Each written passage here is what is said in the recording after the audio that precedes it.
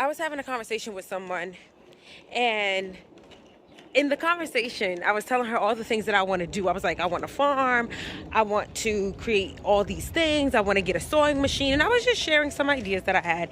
And the first thing she said was, "You got a man, well, what does he do? He just sounds like he's just there. Who wears the pants?"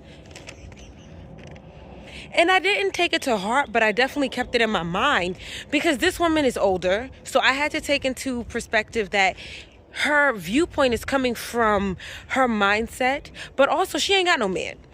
And she doesn't have the lifestyle that I desire or aspire to have. So I took it with a thick grain of salt.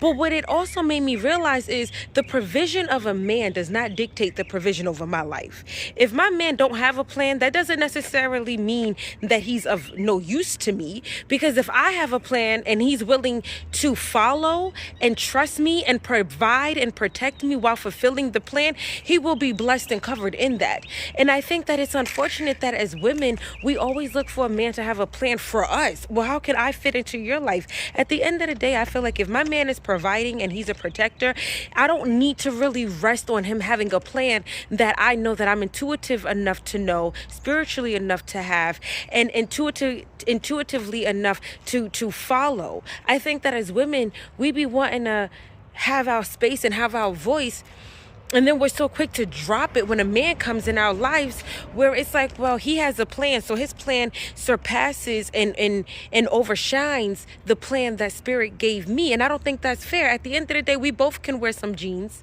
I think that's both fair. I don't think that he needs to look at me as some docile woman, and I don't need to look at him as the burden bearer. I don't think that that's fair. I think that it will come a time where I will have a plan and I will want him to help me facilitate that, birth it, and hold me accountable, and then add provision to it and protection over it, and then vice versa. There'll be a moment where he has a plan and I'm supposed to nurture it and give birth to it and help him in any way I can. And then there'll be a moment where we both have a plan. But I think it's really weird to believe that when you're single, Spirit gives you plans and ideas and concepts, and then you get in a relationship and all of a sudden it just disappears because this man has a plan. Nah.